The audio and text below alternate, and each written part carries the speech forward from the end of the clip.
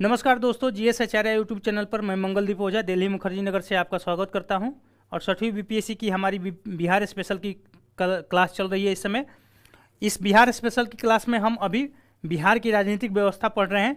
इसमें हमने 2-3 चैप्टर देख लिया है। पहला हमने देखा है बिहार में अद्यतन अभी कौन मुख्यमंत्री है, उप मुख्यमंत्री है, मंत्री है।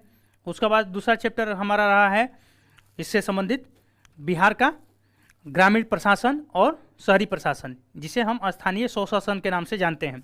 आज हम तीसरा चैप्टर लेकर आपके सामने उपस्थित हैं और इस चैप्टर का नाम है बिहार की कार्यपालिका। आप जैसा कि जानते होंगे कि शासन की 3 इकाइयाँ होती है, एक विधायिका, दूसरी कार्यपालिका और तीसरी न्यायपालिका। तो हम आज बिहार के शासन की जो एक महत्वपूर्ण इकाई है कार्यपालिका, उसको देखेंगे। और कार्यपालिका के अंतर्गत जैसा कि आप जानते होंगे उसमें शामिल होते हैं राज्यपाल, मुख्यमंत्री एवं उनके मंत्रिपरिषद और महाधिवक्ता। तो ये 3 जो चीज़ें हैं वो कार्यपालिका का अंग माना जाता है। तो पहले हम स्टार्ट करते हैं राज्यपाल से। तो आइए देखते हैं राज्यपाल टॉपिक के अंतर्गत हमें क्या पढ़ना है और कैसे पढ़ना है। ठीक है,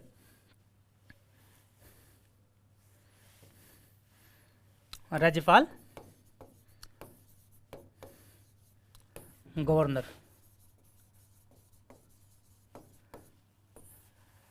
तो इस टॉपिक में हमें जो देखना होता है वो तो एक देखेंगे हम इनका संक्षिप्त इंट्रोडक्शन। ठीक है,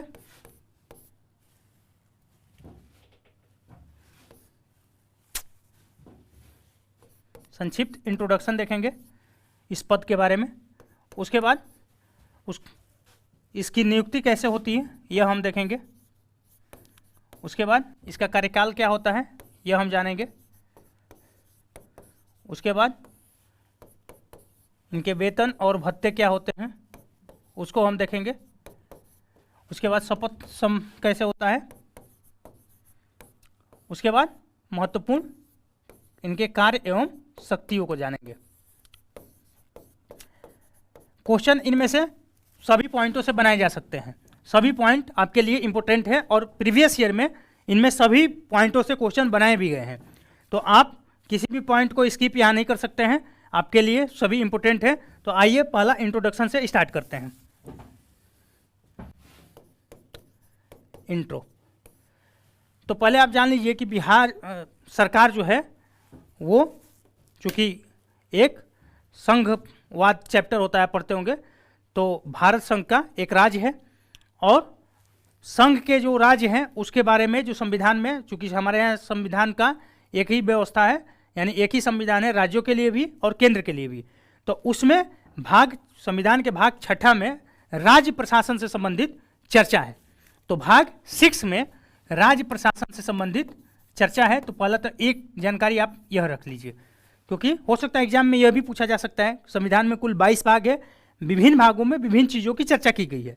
संविधान के भाग 5 में केंद्र की जो कार्यपालिका है उसके बारे में, या केंद्र का जो विधायिका है उसके बारे में बताया गया है और न्यायपालिका का, जबकि भाग 6 में राज्य से संबंधित चर्चा है। तो भाग 6 में राज्य की चर्चा ये जान लीजिए। उसके बाद भाग 6 के अंदर कर आर्टिकल 153 में राज्यों में राज्यपाल होने की उल्लेख है। तो एक महत्वपूर्ण आपके सामने ये जानकारी है कि किस अनुच्छेद में राज्यों के राज्यपाल के बारे में चर्चा है। तो आप याद रखिएगा, कभी अनुच्छेद ही डायरेक्ट पूछ लिया जाए, क्योंकि जो पीसीएस के एग्जाम है ऐसा देखा जाता है कि वहाँ पर फैक्ट बेस ज़्यादा फोकस रहता है, फैक्ट पे ज़्यादा फोकस करके क्वेश्चन बनाए जाते हैं। उसके बाद आप जान लीजिए कि राज्यपाल के बारे में कि ऐसा कहा गया है कि प्रत्येक राज्य के लिए एक राज्यपाल होंगे।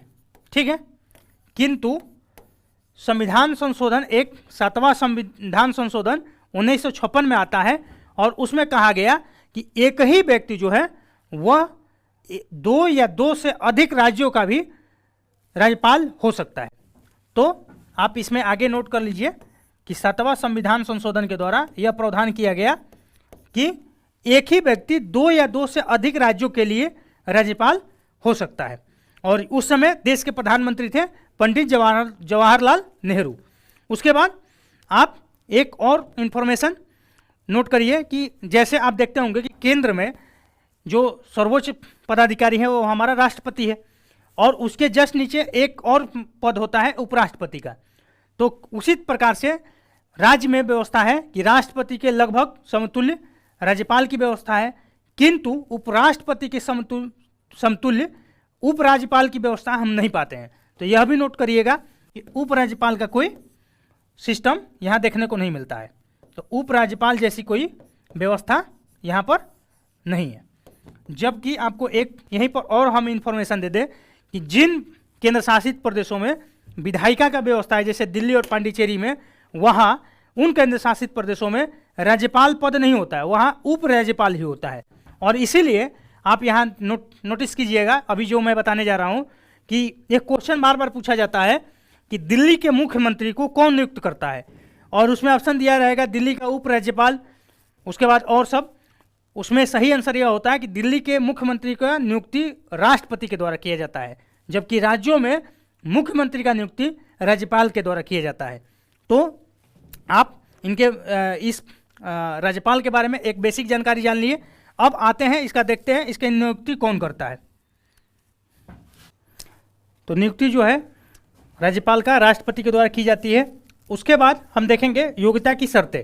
योग्यता की शर्तों में पहला है कि भारत का वो नागरिक होना चाहिए, और दूसरा है कि 35 साल की आयु उसकी पूरी होनी चाहिए, यानी जब उस राज्यपाल बनने वाला है उसके पहले 35 साल की आयु उसका पूरा हो चुका हो।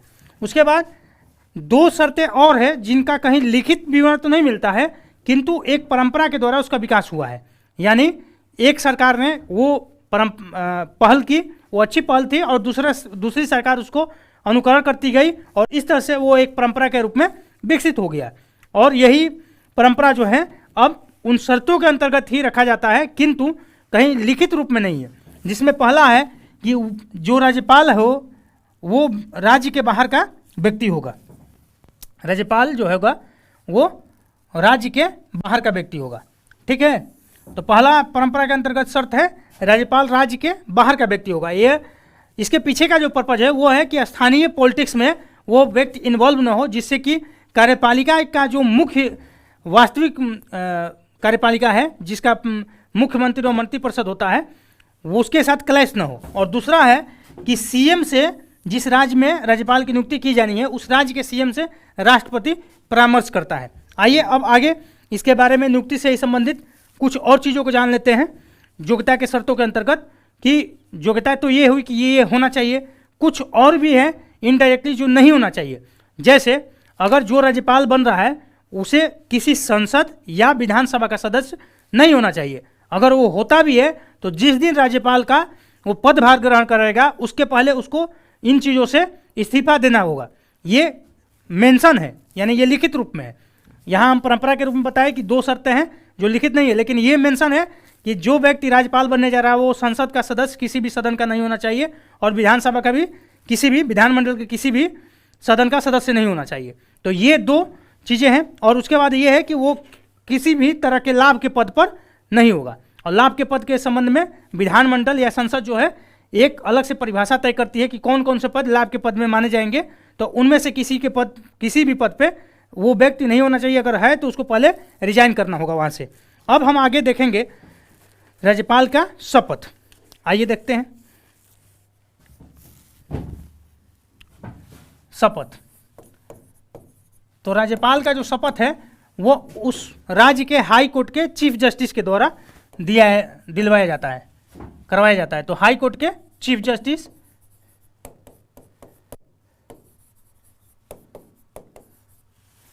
राज्यपाल का शपथ, राज्यपाल को शपथ दिलवाते हैं, ठीक है। अब हम आगे देखेंगे इसका कार्यकाल।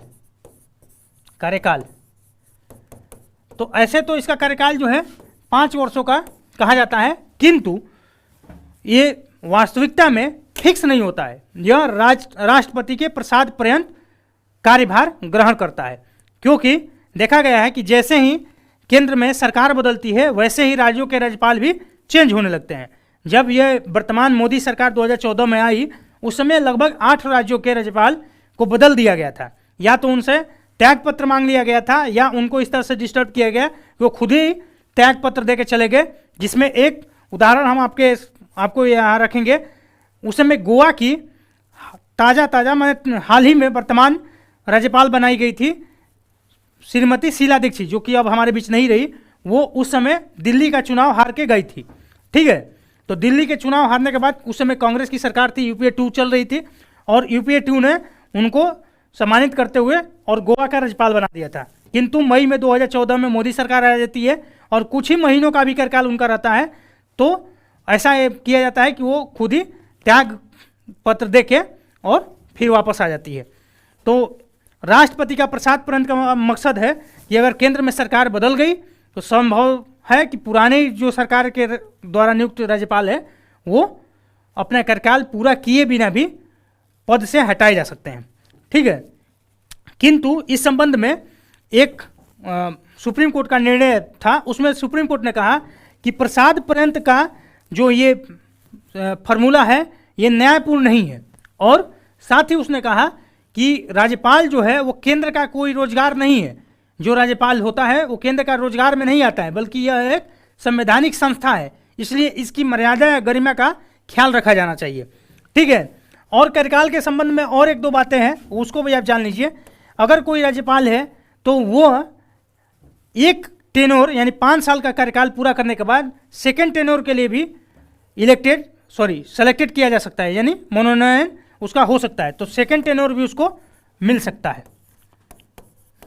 ऐसा नहीं है कि एक ही कार्यकाल उसको मिलेगा। अगर सरकार वही रही और सरकार से उसका तालमेल सही बैठता है तो उसे एक कार्यकाल पूरा होने के बाद दूसरा कार्यकाल भी मिल सकता है। जैसे अब एक एग्जाम्पल आपको हम देते हैं, इस समय सिक्किम के जो राज्यपाल है श्री गंगा प्रसाद जी, वो बिहार के ही रहने वाले हैं, और वो मोदी सरकार जब फर्स्ट आई थी उस समय सितंबर महीने में मेघालय के संभवतः, जहाँ तक मुझे याद आ रही है, राज्यपाल बनाए गए थे, और तब से वो कंटिन्यू कर रहे हैं और अभी सिक्किम के राज्यपाल हैं। तो शायद उनका वो अब जो चल रहा है वो सेकेंड टेन्योर है, ठीक है।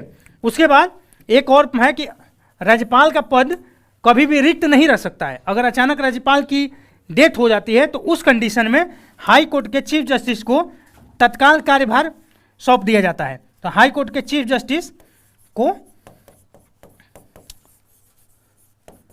कार्यभार देके रिक्तता नहीं होनी चाहिए। तो आप याद रखेंगे कि जब भी राज्यपाल किसी तरह से अकस्मात पद खाली हो तो उस कंडीशन में व्यवस्थाएं की गई है, जिसमें एक व्यवस्था यह है कि हाई कोर्ट के जो चीफ जस्टिस होते हैं उन्हीं को पदभार मिल जाता है, ठीक है। अब हम आगे इसके बारे में और एक बात जान लीजिए कि राज्यपाल का जो है एक राज्य से दूसरे राज्य में ट्रांसफ़र भी संभव है। ट्रांसफ़र भी संभव है, यानी अगर आप बिहार राज्य के राज्यपाल हैं तो आपको वहाँ से एमपी भेजा जा सकता है, जम्मू कश्मीर भेजा जा सकता है, और कहीं भी। जैसे आपको एक एग्जांपल और देते हैं ट्रांसफ़र का। आप सत्यपाल मलिक जी का नाम जानते होंगे, वो पश्चिमी उत्तर प्रदेश से बिलोंग करते हैं। वो पहले बिहार के राज्यपाल थे, उनका वहाँ से ट्रांसफ़र करके जम्मू कश्मीर का राज्यपाल बनाया गया था, और वहाँ से अभी मेघालय में वो पोस्टेड है। उसके बाद लालजी टंडन जी अब हमारे बीच नहीं रहे, तो उस समय एक समय में बिहार में ही उनको राज्यपाल बनाया गया था, जब वो अपना लखनऊ सीट छोड़ के और उसको राजनाथ सिंह जी के लिए खाली किए थे, तो उनको बिहार का गवर्नर बनाया गया। उसके बाद वो एमपी गए, और एमपी से ही उनका दुर्भाग्यवश हमारे बीच नहीं रहे, ऊपर चले गए। तो अब आइए देखते हैं राज्यपाल की शक्तियाँ और कार्य। तो राज्यपाल की शक्तियाँ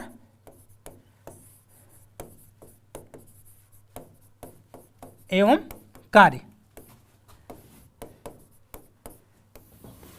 राज्यपाल की शक्तियों एवं कार्यों को 4 भागों में बांटा जाता है। पहला है विधायी, दूसरा है कार्यकारी, और तीसरा है वित्तीय, और चौथा है न्यायिक, ठीक है। तो विधायी से हम देखते हैं एक एक करके। तो विधायी जो कार्य है राज्यपाल के, उसके अंतर्गत जो महत्वपूर्ण कुछ कार्य है या शक्ति है वो निम्नलिखित है। पहला जो है वो है कि वो विधानसभा का सत्र आहूत करता है, सत्रावसान करता है, और वो विधानसभा को विघटित भी कर सकता है। तो विधानमंडल का मतलब आप बता दें कि जहाँ पर विधान परिषद है उसको मिला के विधानमंडल हम बोलते हैं। विधानसभा प्लस विधान परिषद विधानमंडल, नहीं तो अधिकांश राज्यों में अभी केवल विधानसभा देखने को मिलता है। टोटल लगभग जहाँ तक मैं याद कर पा रहा हूँ 6 राज्य ये हैं जहाँ पर विधान परिषद और विधानसभा दोनों है, जिसमें बिहार भी है अपना। बिहार में विधानसभा और विधान परिषद दोनों है और दोनों को मिला के विधानमंडल बोला जाता है। अगर केवल विधानसभा हो तो वहाँ केवल विधानसभा शब्द का ही व्याख्या किया जाता है। ठीक है, तो विधानमंडल सत्र को आहूत करता है। विधायी पावर है राज्यपाल का, हम ये पढ़ रहे हैं कि राज्यपाल का विधायी कार्य या पावर जो है वो क्या है, और उसमें पहला पॉइंट है विधानमंडल सत्र को आहूत करना, सत्रावसान करना और विधानसभा को विघटित करने का पावर है राज्यपाल के पास।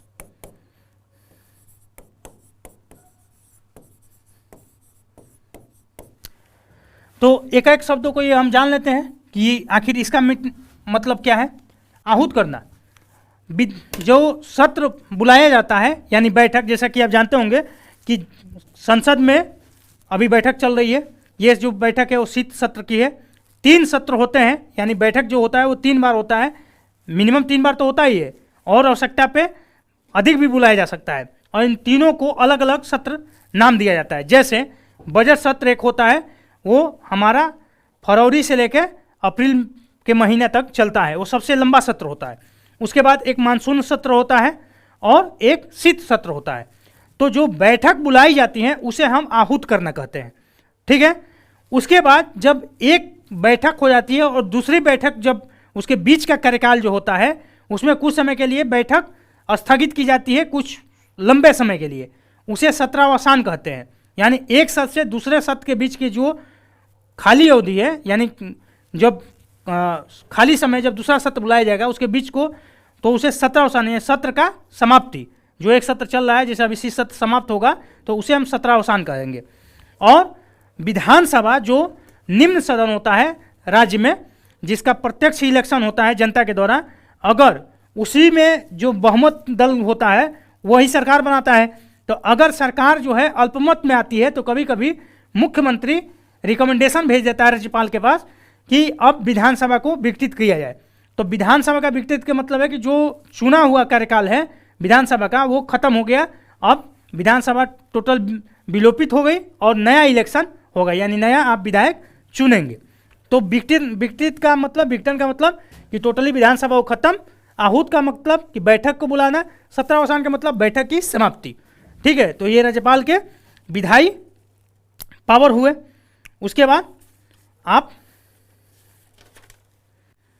उसके जो कुछ और विधायी पावर है उसमें हम देखेंगे कि विधान परिषद, जैसा कि अभी मैंने आपको बताया कि विधान परिषद जहां होता है उसमें 1/6 मेंबर जो होते हैं टोटल स्ट्रेंथ के, उनको मनोनयन करता है राज्यपाल। उनका मनोनयन राज्यपाल के द्वारा होता है।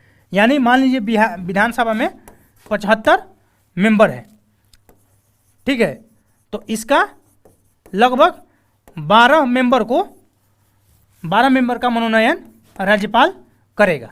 ठीक है, तो उसके बाद ये इसका दूसरा विधायी शक्ति है। उसके बाद वो विधानसभा में या विधानमंडल में जो महत्वपूर्ण रिपोर्ट है विभिन्न संस्थाओं का, जैसे बीपीएससी का, इलेक्शन कमीशन का, कैग का, वो रिपोर्टों को विधानमंडल के पटल पे रखवाता है।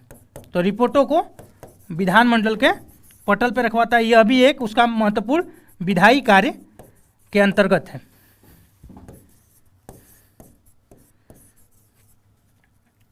आइए आगे देखते हैं कि उसके और कुछ विधायी कार्य हैं।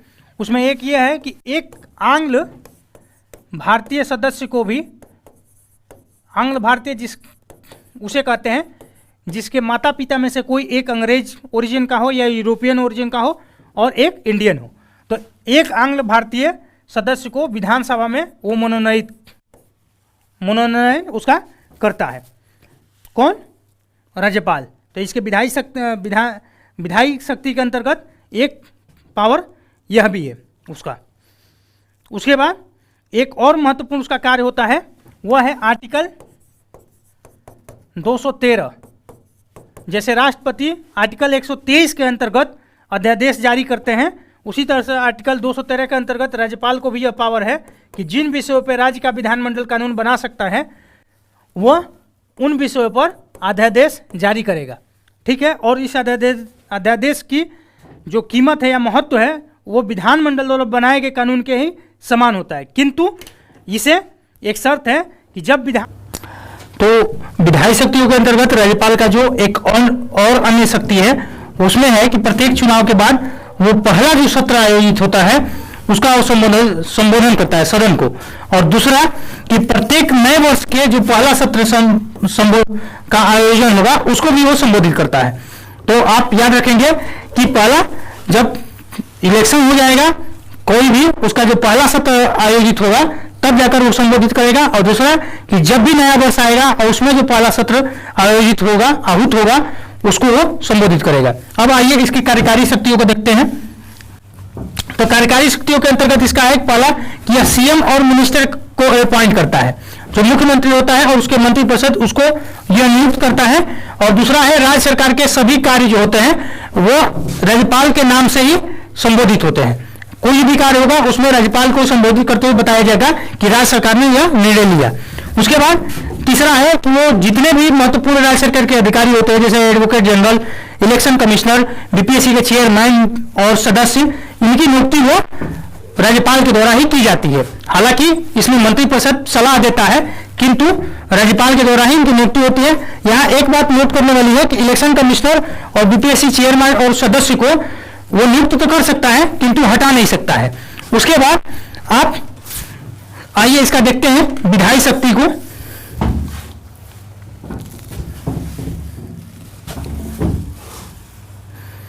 विधायी शक्ति के अंदर वित्तीय शक्ति को, वित्तीय शक्ति के अंतर्गत यह पहला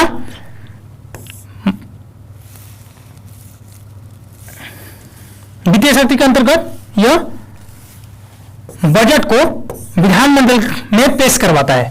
ठीक है, तो बजट को विधानमंडल में यह पेश करवाता है, और दूसरा है कि धन विधेयक को अगर राज्य सरकार पेश करना चाहती है तो उसके पहले राज्यपाल की सहमति लेना आवश्यक है।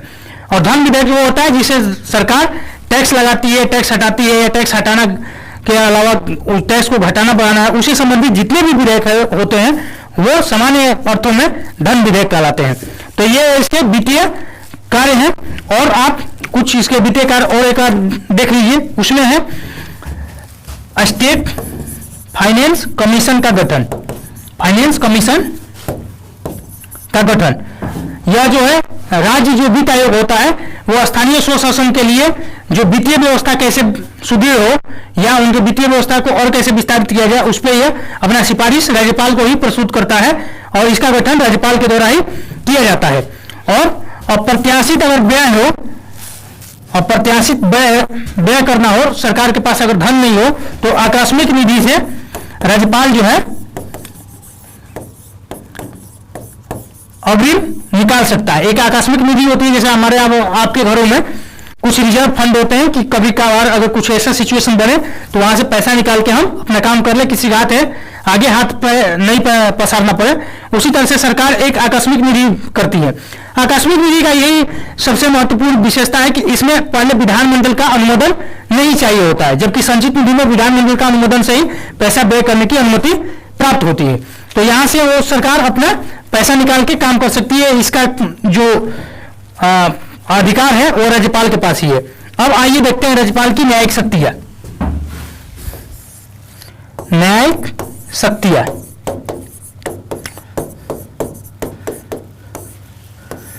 न्यायिक शक्तियों के अंतर्गत पहला तो यह है कि राज्यपाल जो है वह क्षमादान की शक्ति राष्ट्रपति की तरह ही रखता है, क्षमादान की शक्ति रखता है।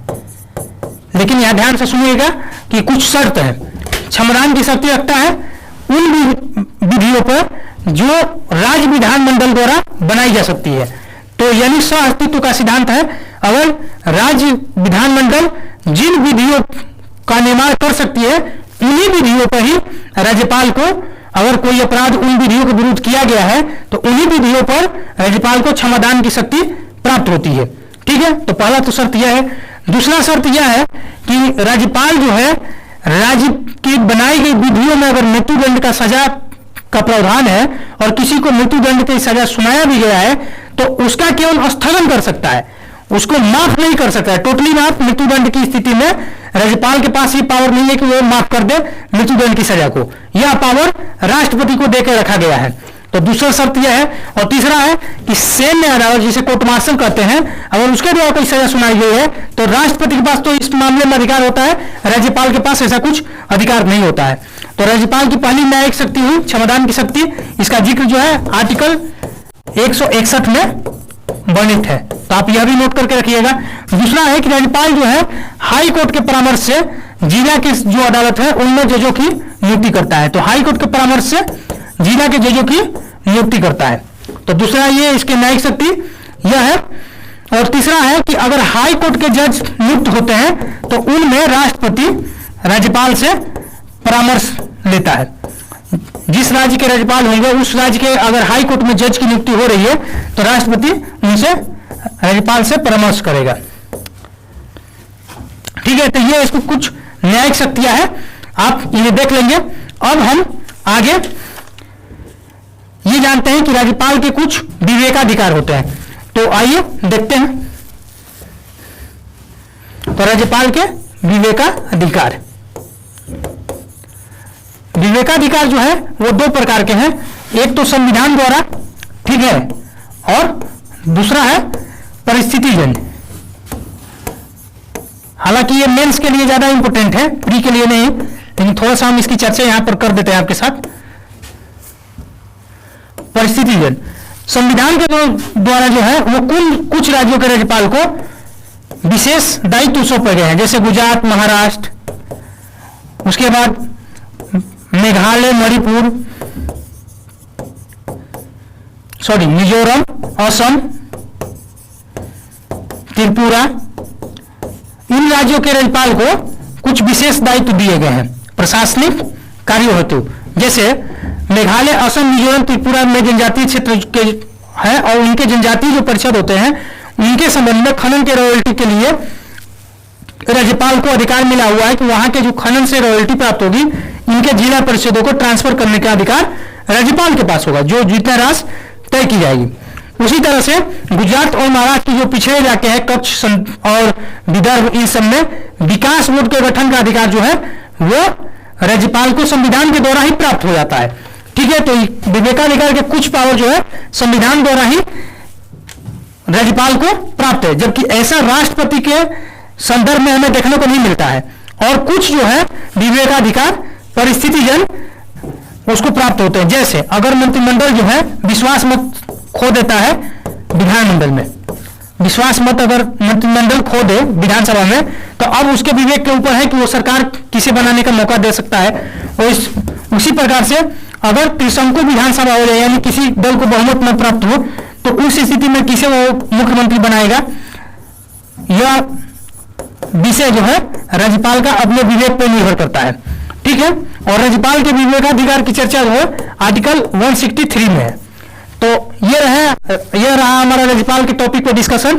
और आप इससे जो डिस्कशन चल रहा है इसमें कहीं कुछ कमी हो तो कमेंट बॉक्स में अपना सुझाव भी लिखें, ताकि हम आगे इसमें और सुधार कर सकें। आप हमारे चैनल को लाइक करें, सब्सक्राइब करें, शेयर करें।